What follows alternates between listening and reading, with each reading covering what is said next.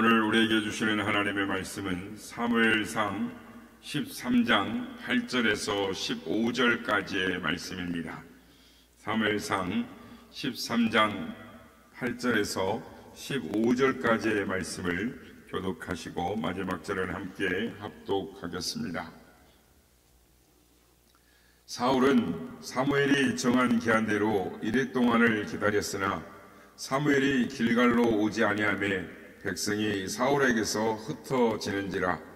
사울이 이르되 번제와 화목제물을 이리로 가져오라 하여 번제를 드렸더니 번제 드리기를 마치자 사무엘이 온지라. 사울이 나아가 맞으며 문안하매 사무엘이 이르되 왕이 행하신 것이 무엇이냐 하니 사울이 이르되 백성은 내게서 흩어지고 당신은 정한 날에 안에 오지 아니하고 블레셋 사람은 믹마스에 모였음을 내가 보았으므로 이에 내가 이르기를 블레셋 사람들이 나를 치러 길갈로 내려오거늘 내가 여호와께 은혜를 간구하지 못하였다 하고 부득이하여 번제를 드렸나이다 하니라.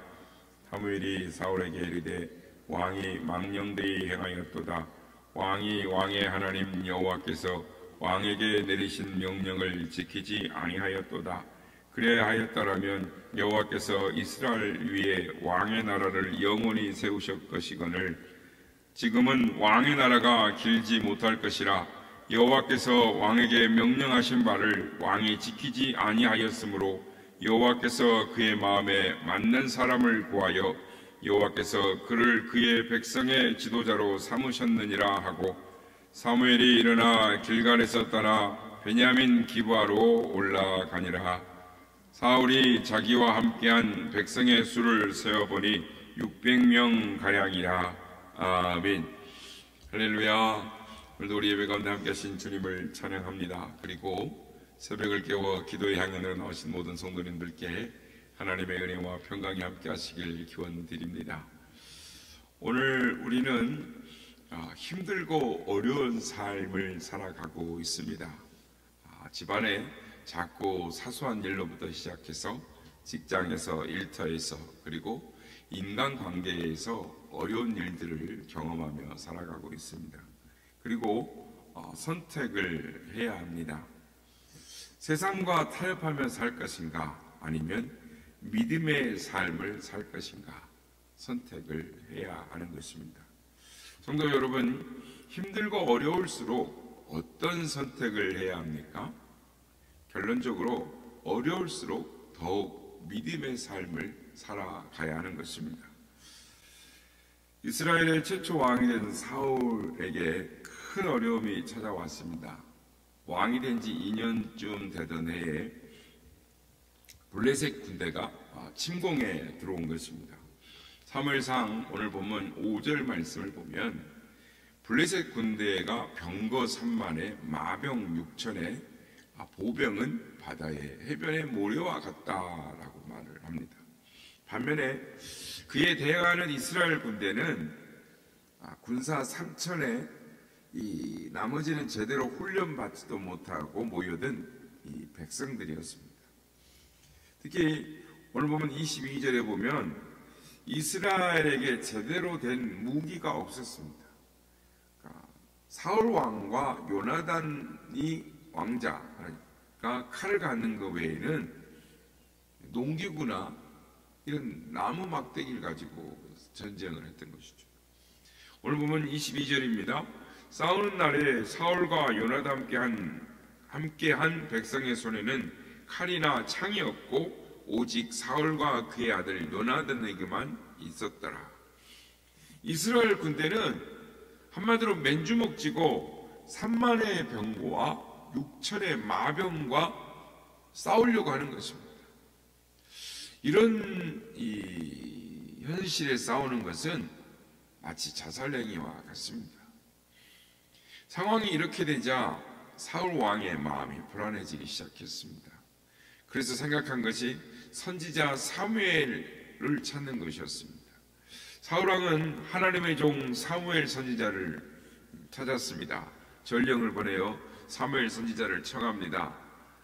사무엘 선지자가 사울의 기별을 받고 7일 후에 길갈로 오겠다는 회신을 합니다. 언제 블레셋 군대가 병거가 3만이요 마병 6천입니다. 이 군대가 언제 쳐들어올지 모르는 상황에서 하루하루를 보내는 것이 두려움인 것입니다. 일주일 후에 온다는데, 그래도 사무엘 선지자가 약속한 날까지 하매하며 기다렸습니다. 그런데 약속한 일주일이 지나도 사무엘 선지자가 오지를 않는 것입니다. 더욱 두려움이 생기게 되었고 군사들이 요동하기 시작했습니다. 그리고 3,000명의 군사들이 조금씩 다 도망가기 시작했습니다. 오늘 보면 8절 말씀을 보면 사울은 사무엘이 정한 기한대로 이레 동안을 기다렸으나 사무엘이 길갈로 오지 아니하며 백성이 사울에게서 흩어지는지라. 그래서 백성들이 다 흩어져 도망을 가고, 오늘 보면 15절을 보면 600명밖에 남질 않았습니다. 사울이 자기와 함께한 백성의 수를 세어보니 600명 가량이라. 상황이 이렇게 되니 사울 왕의 마음이 조급해지지 않을 수가 없는 것입니다. 그래서 사울 왕이 한 가지 묘안을 생각해냈습니다. 그것은 늦은 사무엘 대신, 오지 않는 사무엘 대신 자신이 대신 제사를 집행하는 것이었습니다. 그래서 불안해하는 백성들의 마음을 위로하고 하나님의 은혜가 임하도록 하면 되지 않겠나라는 자신의 생각에 화목과 번제물 제물을 가져오라. 그래서 자신이 제사, 즉 번제를 드렸습니다. 그런데 이게 어떻게 된 일입니까? 번제가 끝나자마자 그 오지 않던 사무엘 선지자가 도착을 합니다. 사무엘 선지자가 와보니 이미 제사가 드려진 것입니다. 사무엘 선지자가 이것이 어떻게 된 거냐라고 묻습니다. 오늘 보면 11절에서 12절 보면 사울왕이 변명을 합니다. 사무엘이 이르되 왕이 행하신 것이 무엇이냐 하니 사울이 이르되 백성은 내게서 흩어지고 당신은 정한 날에 오지 아니하고 블레셋 사람은 닉마스에 모였음을 내가 보았으므로 이에 내가 이르기를 블레셋 사람들이 나를 치러 길갈로 내려오겠거늘 내가 여호와께 은혜를 간구하지 못하였다 하고 부득이하여 번제를 드렸나이다. 블레셋 군대는 눈앞에 있고 군사들은 흩어져서 600명밖에 남지 않았기 때문에, 그리고 와서 제사를 드려주겠다고 하는 당신은 오지 않았고, 그래서 내가 부득이하게 하게 되었노라. 사울왕이 변명을 합니다. 사울은 부득이해서 어쩔 수 없이 이렇게 했습니다 라고 상황을 설명을 합니다. 상황이 이해가 됩니다. 이런 상황이었다면 여러분은 어떻게 하시겠습니까? 저도 오늘 본문 말씀을 묵상하면서 내가 사울이었다면 어떻게 했을까? 사울왕의 말을 충분히 들은 다음 충분히 이해할 만한 상황이었는데도 불구하고 오늘 보면 13절 말씀에 보면 사무엘 선지자는 책망을 합니다. 사무엘이 사울에게 이르되 왕이 망령되이 행하였도다. 왕이 왕의 하나님 여호와께서 왕에게 내리신 명령을 지키지 아니하였도다. 그리하였더라면 여호와께서 이스라엘 위에 왕의 나라를 영원히 세우셨 것이거늘 이라고 책망을 합니다. 무엇을 말합니까? 사울 왕은 최악의 위기의 상황에서 최선을 다했다고 했지만 무엇인가 잘못 생각하고 행동한 것입니다. 사울은 큰 실수를 한 것입니다. 오늘 본문을 통해서 하나님 우리에게 말씀하시는 것이 있습니다. 하나님은 우리가 위기를 만나고 어려움을 만날 때 어떻게 해야 할지를 말씀을 하고 계십니다. 어려운 환경보다 먼저 하나님을 바라보아야 했습니다. 사울은 하나님보다 어려운 상황과 환경을 바라보았던 것입니다. 오늘 보면 8절 말씀입니다. 사울은 사무엘이 정한 기한대로 이레 동안을 기다렸으나 사무엘이 길갈로 오지 아니하매 백성이 사울에게서 흩어지는지라. 환경을 먼저 보면 하나님이 보이지 않습니다. 믿는 성도들은 어려우면 어려울수록, 두려우면 두려울수록 상황이나 환경보다 먼저 하나님을 바라보아야 하는 것입니다. 그것이 바로 믿음인 것입니다. 사울이 바라봤던 것은 하나님이 아니라 상황과 어려운 환경이었습니다. 힘들고 어려울 때 그것만 바라보고 있으면 절대로 그 상황에서 벗어날 수가 없습니다. 베드로가 예수님을 바라볼 때에는 물 위를 걸을 수 있었습니다. 그러나 파도치는 물결을 바라보기 시작하자, 그 상황에 집중하기 시작하자 물속에 빠져들기 시작했습니다. 빠져버리고 만 것이죠. 그냥 거기 그대로 있는 게 아니고 어려운 상황을 바라보자마자 빠져버렸습니다. 어려울수록 주님을 바라보아야 하는 것입니다. 어려운 상황을 만나면 그 상황을 보게 되면 그 상황이 나를 정복하고 낙심과 절망의 구렁텅이로 빠뜨려 버리는 것입니다. 전북 완주군 대둔산에 가면 이 구름다리가 있습니다. 이 구름다리 밑으로 수십 길 되는 깊은 골짜기가 있습니다. 그 위로 흔들거리는 구름다리가 있는 것이죠.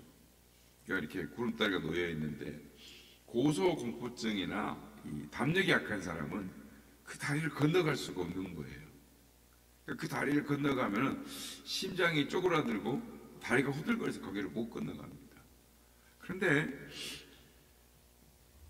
이 당장이라도 주저앉고 싶은 이 다리를 어떻게 건너가느냐?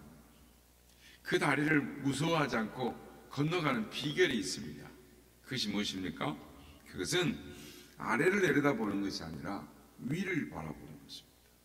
위를 바라보고 목표를 보고 가면은 위를 바라보고 걸어가면 무섭지를 않다라는 것입니다.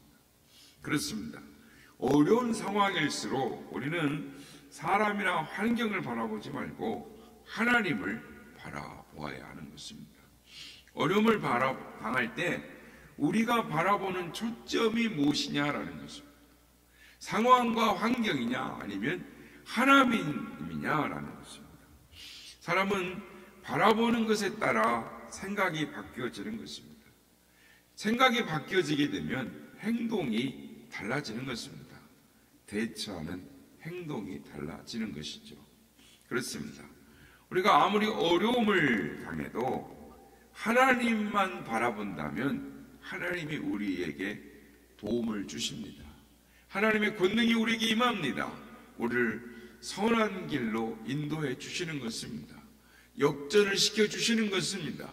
불굴의 상황에서도 일어설 수 있는 힘과 능력을 주시는 것입니다. 그러므로 우리가 당한 어려움이 어려울수록 더 주님께로 더 가까이 나아가는 디딤돌이 될 수 있는 것입니다. 바라기는 어려운 일을 당할 때, 힘든 일을 겪고 있을 때 더 주님을 바라보는 우리가 되기를 원합니다. 주님을 바라보면 주님이 우리를 물 위를 걷게 하십니다. 지나고 보면 어떻게 내가 그 물을 통과했을까? 그 깊은 수렁에서 빠져지지 않고 건져내음을 받았을까? 그것은 주님을 바라봤기 때문입니다. 오늘도 어려운 상황일지라 할지라도 주님을 바라봄으로 말미암아 주의 도우심과 은혜 가운데 승리하는 우리 모두가 다 되시기를 예수님의 이름으로 축복합니다.